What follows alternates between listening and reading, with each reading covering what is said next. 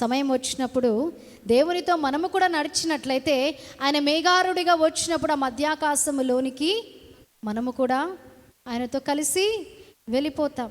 చనిపోయిన వారైతే ముందుగా లేస్తారంట, బ్రతికి ఉన్నవారు ఆ మధ్యాకాశంలోనికి ఎత్తబడతారంట. కాబట్టి ఈ లోకంలో మనం ఉన్నంతకాలం ఏది శాశ్వతము కాదు.